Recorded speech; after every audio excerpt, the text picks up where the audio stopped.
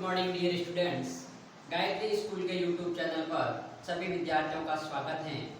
आज की क्लास में हम 12th क्लास मैथमेटिक्स के चैप्टर नंबर 5 के topic system of linear equation के सॉल्यूशन को लेकर एक्सरसाइज 5.2 के नेक्स्ट क्वेश्चन को लेकर बात करेंगे।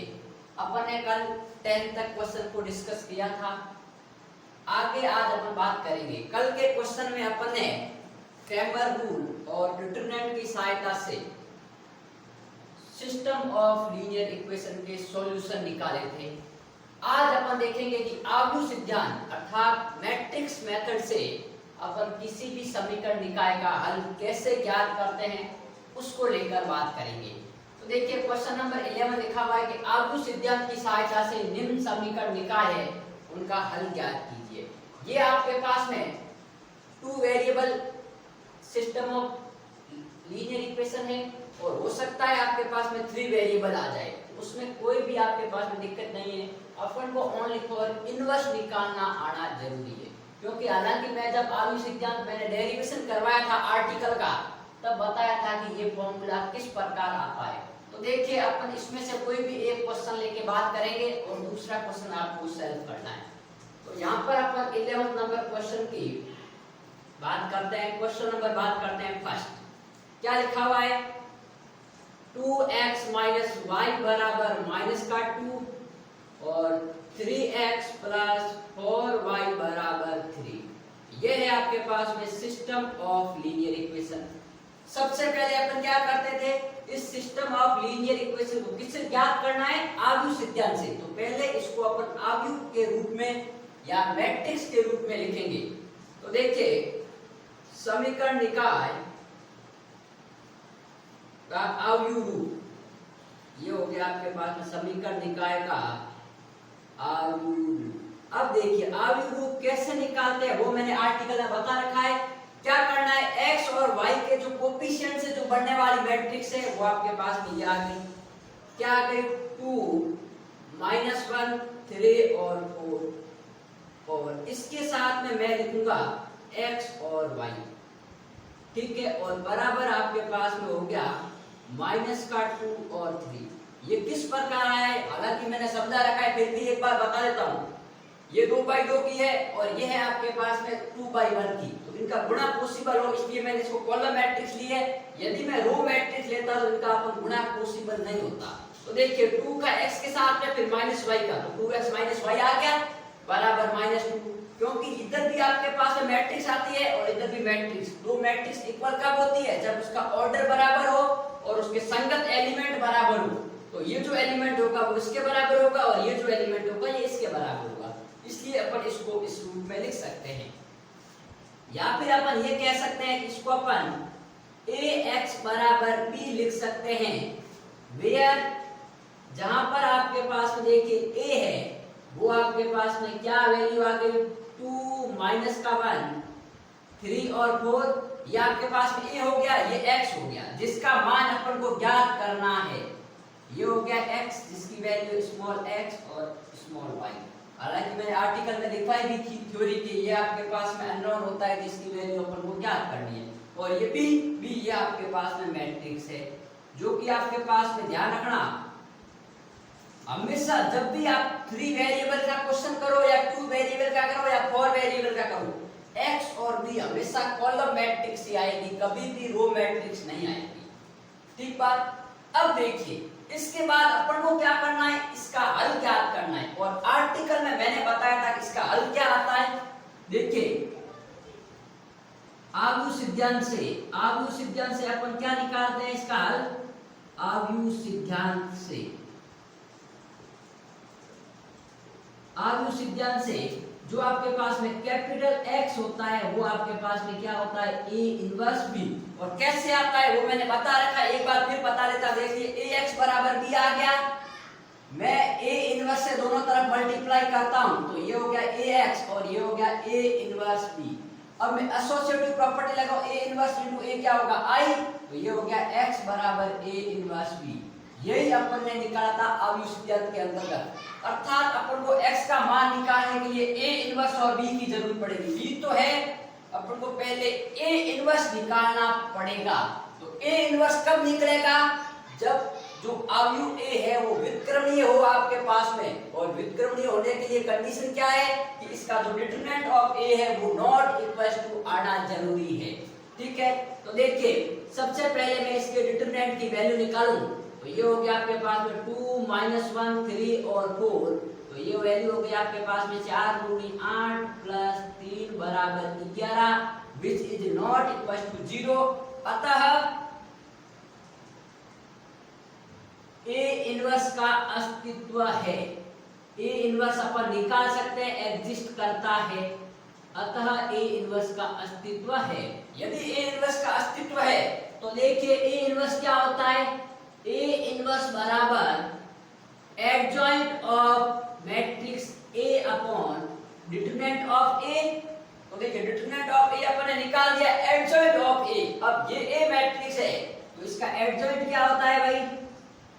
एडजॉइंट मैंने काफी बार बताया है कि जो इसके प्रत्येक अवयव के कोफैक्टर है उनका ट्रांसपोज मैट्रिक्स है वो एडजॉइंट होती है। और 2/2 के लिए मैंने आपको एक ट्रिक बताई थी कि जो मुख्य विकर्ण के अवयव है उनका स्थान परिवर्तन, तो मुख्य विकर्ण के अवयव का स्थान परिवर्तन करेंगे तो आपके पास में क्या आएगा? 4 और 2, क्योंकि मुख्य विकर्ण यही तो है, 4 यहाँ आ गया, 2 यहाँ आ गया। और पिछले विकर्ण के अवयव का चिन्ह परिवर्तन, साइन चेंज, तो यहाँ पर देखिए 3 पॉजिटिव है तो नेगेटिव, 1 पॉजिटिव नेगेटिव है तो पॉजिटिव, ये आ गया। तो अब देखिए इसकी वैल्यू अपन यहाँ रखते हैं 1/11 डिटरमिनेंट ऑफ ए, और ये वैल्यू आ गई आपके पास में 4 1 -3 और ये आ गया आपके पास में 2।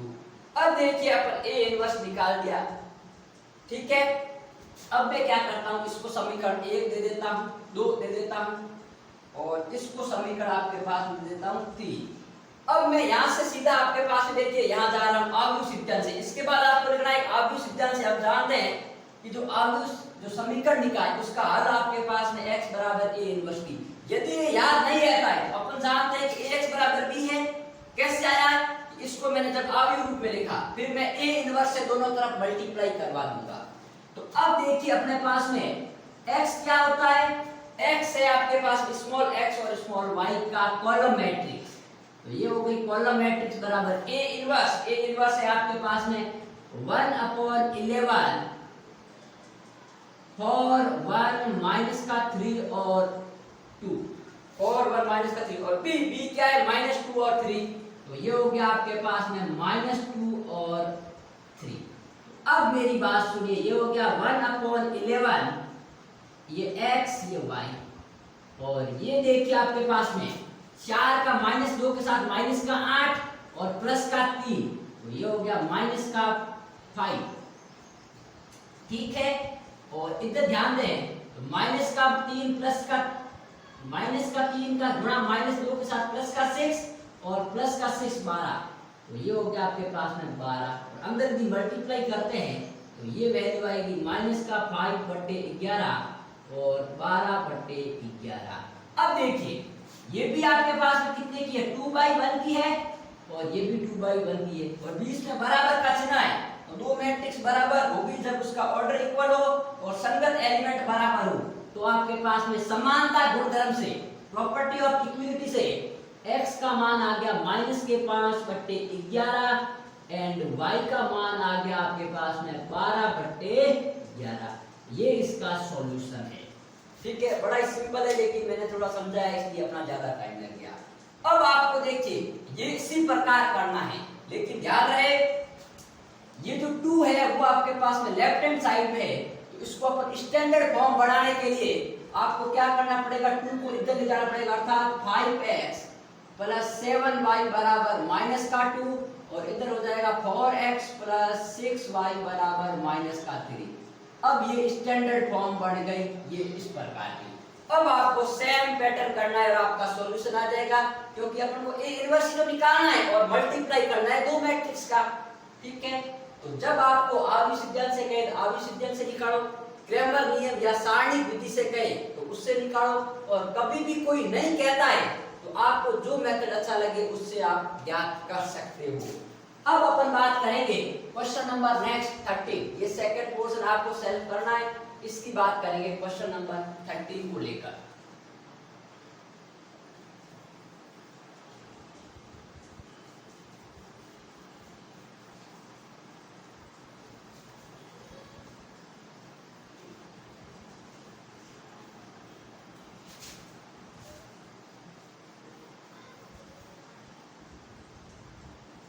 अब देखिए क्वेश्चन नंबर 13 क्या कह रहा है कि आव्यूहों अर्थात दो मैट्रिक्स आपके पास में ये और ये गिवन है, ए को अपन ए मान लेंगे, ए को बी मान लेंगे, का गुणन ज्ञात करो, अर्थात यदि ए और बी है तो ए भी ज्ञात करो तथा इसका जो गुणन आएगा उसकी सहायता से इस सिस्टम को सॉल्व करना है। अब देखिए इस सिस्टम को अपन सीधा आव्यूह सिद्धांत से कर सकते हैं, लेकिन उसने कहा है कि जो इसका गुणन आएगा उसकी सहायता से करो, मतलब उसमें कुछ ऐसा हिंट छुपा हुआ है जिसकी सहायता से ये क्वेश्चन अपने इजी तरीके से कर सकते हैं, या फिर इसमें ए इनवर्स या कोई ऐसी मैट्रिक्स होगी जिसको अपन ज्ञात किए बिना इसका सीधा हल ज्ञात कर सकते हैं। तो देखिए अपन को तभी पता चलेगा जब अपन इसका पहले गुणा ज्ञात करेंगे, ठीक है। तो पहले मैं इसको गुणा ज्ञात करता हूँ, फिर देखता हूँ इसका अपन इसकी हेल्प से इसको कैसे सॉल्व करेंगे, ठीक है। अपन को क्या लिंक मिलता है जिसकी सहायता से मैं इसका इसके साथ रिलेशन बता सकूं, ठीक है। तो पहले देखिए आपके पास में क्वेश्चन नंबर 13 है, उसमें मैं मान लेता हूं a बराबर आपके पास में क्या है, मैट्रिक्स है माइनस का 4 4 4 माइनस का 7 1 3 और ये हो गया 5 माइनस का 3 और माइनस का 1, और आपके पास में b का मान क्या है, देखिए मैं यहाँ लिख लेता हूँ, b का मान है आपके पास में 1 माइनस का 1 1 1 माइनस का 2 माइनस का 2 और आपके पास में 2 1 3, ठीक है। अब अपन सबसे पहले इसका गुणा ज्ञात करते हैं a और b। तो a b ज्ञात करने के लिए देखिए सबसे पहले माइनस का 4 4 ये 4 माइनस का 7 1 3 5 माइनस का 3 माइनस का 1 और ये इसके साथ आपके पास है मैट्रिक्स आ गई 1 माइनस का 1 1 1 माइनस का 2 माइनस का 2 और 2 1 और 3। अब देखिए दोनों के ऑर्डर इक्वल है अर्थात गुणा पॉसिबल हो सकता है, तो मैं इसका गुणा करवाता हूं, ध्यान दीजिए इधर।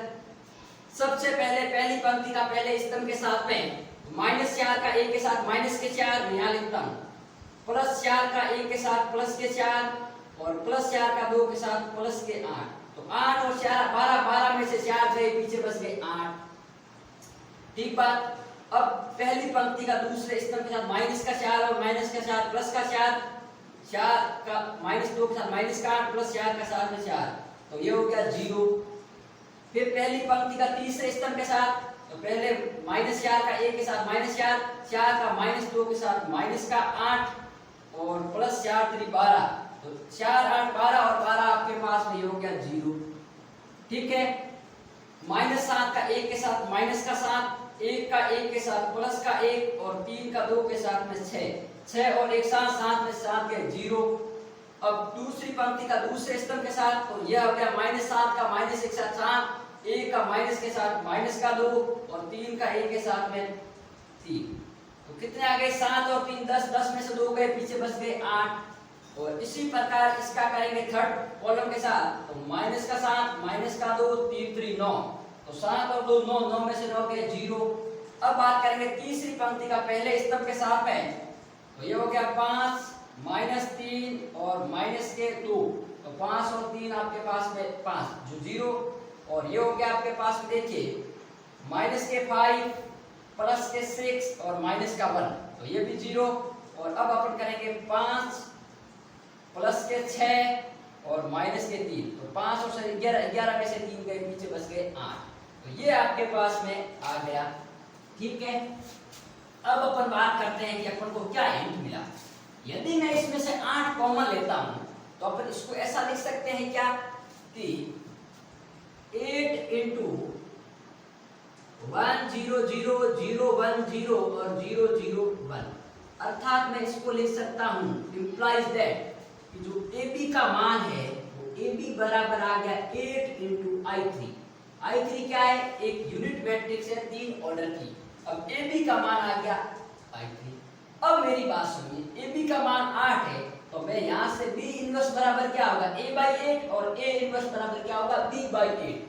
पहले मैं यहाँ पर इसको होल्ड कर देता हूँ कि यहाँ इसकी जरूरत कैसे आई है, ठीक है। अब मेरी बात सुनिए, अब अपन जाते हैं यहाँ पर, इसका गुणा तो हो गया कि इसका मान ये आ गया, ठीक है। अब मेरी बात सुनिए, इसका गुणा तो ये आ ही गया है। अब मैं यहाँ से स्टार्ट करता हूँ, ठीक है। इसको अपन मान लेते हैं इक्वेशन नंबर 2, ठीक है। तो देखिए सबसे पहले इसका अवयव रूप, तो समीकरण निकाय का अवयव रूप क्या होगा भाई, समीकरण निकाय का अवयव रूप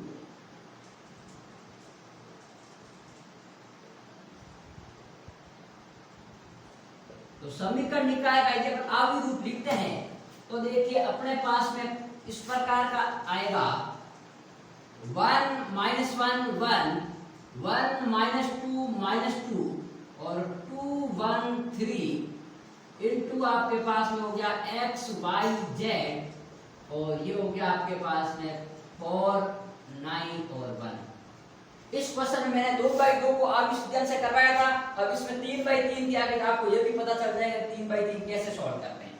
अब देखिए इसको मैं क्या लिख सकता हूँ, ax बराबर b या कुछ ऐसा लिख सकते हैं, लेकिन ध्यान रखें मैंने a और b पहले नाम दे दिए, इसको इसके अपना अलग नाम लिखेंगे।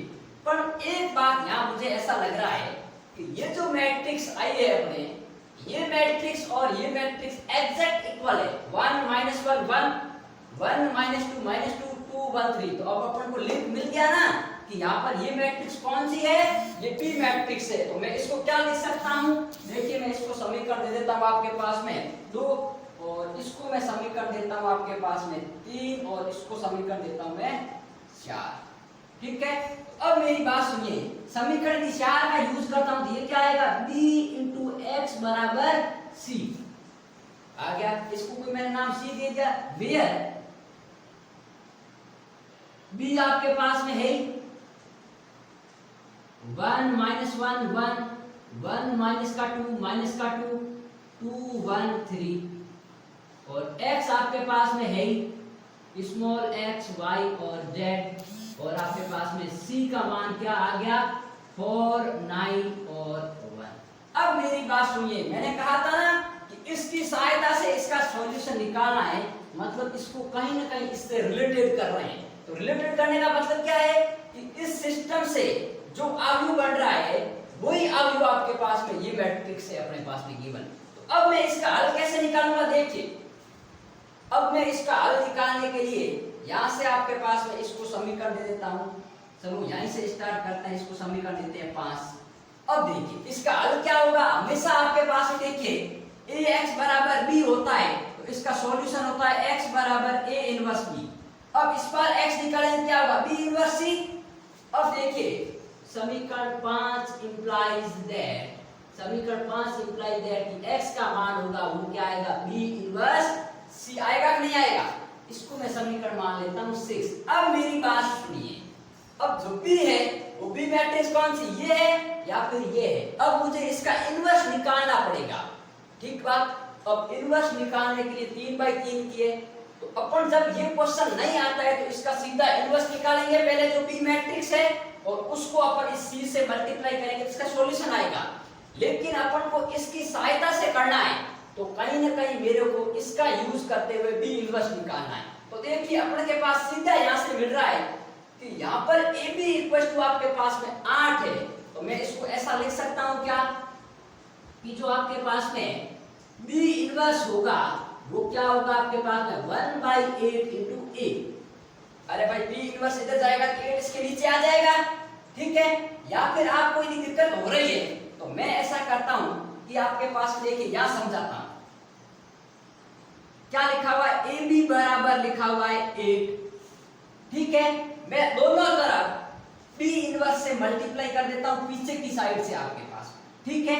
तो क्या होगा a into B of b inverse बराबर 8 इंटू बी इनवर्स, ठीक है। b इंटू बी इनवर्स क्या हो गया i, तो a बराबर हो गया 8 इंटू बी इनवर्स, तो b इनवर्स का मान 8 इसके नीचे आ गया। तो यहां से आपके पास में b इनवर्स बराबर 1/8 इंटू a, तो ये मैंने वैल्यू लिखी है।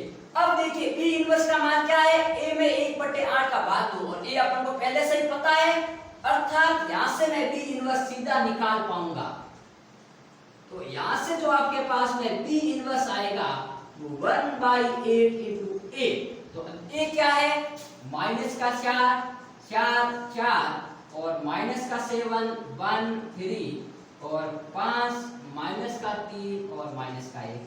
ठीक है, तो ये बात ध्यान रखना कि इसको मैं समीकरण दे देता हूं आपके पास में 7। अब बात सुनिए, इसका लिंक बताने के लिए इसने किया था। अब अपना सिंपल निकल गया इनवर्स, नहीं तो अपन को यहाँ थोड़ी और इसके प्रत्येक एलिमेंट के कोफैक्टर निकालते, फिर उसका अपन ट्रांसपोज देते और फिर निकालते। अब मैं इसको यहाँ यूज कर देता हूँ। अब देखिए एक बार आपको ये इक्वेशन समझने में दिक्कत आएगी, इसलिए मैं पहले क्या करता हूँ, इसको थोड़ा सा परिवर्तन कर देता हूँ। समीकरण का नाम इसको मैं 1 देता हूँ, ठीक बात।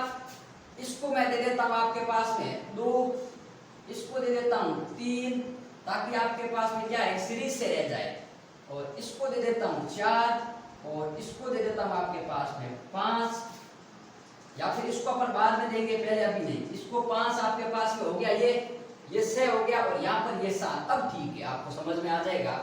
ठीक है, तो पहले आपको यहाँ तक करना है, फिर उसके बाद में यहाँ से वापस स्टार्ट करना है। इसको मैं साफ कर देता हूँ, जिसकी अपन को रिक्वायरमेंट नहीं है, मैंने आपको यहाँ समझाने के लिए सिर्फ बताया था। ठीक है, अब इसको करने के बाद आपको यहाँ से स्टार्ट करना, ध्यान रखना।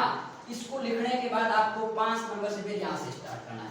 अब देखिए कैपिटल X बराबर बी इनवर्स 1/8 इंटू क्या आ गया, माइनस का 4 और ये आ गया आपके पास में 4, माइनस का 7 1 3 और ये 5 माइनस का 3 और माइनस का 1, और इसके साथ में आपके पास में क्या आएगा C, और C का मान क्या है 4 9 1, तो ये हो गया आपके पास में 4 9 और 1। ठीक बात। अब मैं इसका मल्टीप्लाई करता हूं, तो देखिए x का मान क्या है, स्मॉल x y z। तो यहाँ पर देखिए आपके पास में स्मॉल x y और z का जो मान आएगा वो आपके पास में कुछ इस प्रकार आ जाएगा। देखिए -4 का 4 के साथ में माइनस का 16 प्लस 4 9 36 प्लस 4 और माइनस 728 और प्लस का 9 और प्लस का 3 और 520 माइनस के 27 और माइनस का 1, ये इसका मान आया है। अब देखिए क्या लिख सकता हूं मैं, 40 में से आपके पास में छोड़ा गए, देखिए ये हो गया प्लस के 20 और 4 24। ठीक है, और यहाँ पर आपके पास में देखिए 1/8 भी था, यहाँ पर इसके साथ में 1/8 भी था, तो यहाँ पर मैं आपके पास में 24/8 माइनस के 28 9 और 3 कितने हो गए 12, 12 में से 28 गए माइनस के 16/8 और 20 28 में आ गए माइनस के 8/8। तो ये वैल्यू आ गई आपके पास में, देखिए 3 माइनस का 2 और माइनस का 1। अर्थात मैं यहाँ पर लिख सकता हूँ इसका जो सॉल्यूशन आएगा वो, क्योंकि ये भी आपके पास में 3/1 की है, ये भी 3/1 की, तो यहाँ से इसको कंपेयर करवाएंगे तो अपने पास में जो वैल्यू आएगी वो x का मान आ गया 3, y का मान आ गया -2 और z का मान आ गया -1। तो ये वैल्यू आपके पास में इसके सॉल्यूशन आ गई। ठीक है, यदि आपको ये नहीं देता तो आपको इसी प्रकार सॉल्व करना, लेकिन यहाँ आपको b इनवर्स निकालना पड़ता, और वो मैंने 3/3 मैट्रिक्स का इनवर्स निकालना बताया हुआ है। प्रत्येक एलिमेंट के कोफैक्टर, फिर उसका ट्रांसपोज अर्थात उसका एडजॉइंट निकालेंगे और एडजॉइंट में डिटरमिनेंट ऑफ b का भाग देंगे। ठीक है, तो ये ध्यान रखना। और आप एक बात और करना कि जब b इनवर्स आप निकाल रहे हो तो यहाँ से आपके पास में डिटरमिनेंट ऑफ b भी निकाल देना और उसको बता देना कि वो नॉट इक्वल टू 0 आ रहा है, इसलिए b इनवर्स का अस्तित्व है। ठीक है, तब आपको जाके एग्जामिनर है वो पूरे मार्क्स प्रदान करेगा। तो ये थे आपके पास में आज के क्वेश्चन। नेक्स्ट लेक्चर में अपन ने जो पीछे और क्वेश्चन रह गए इंपॉर्टेंट उसको लेकर डिस्कस करेंगे।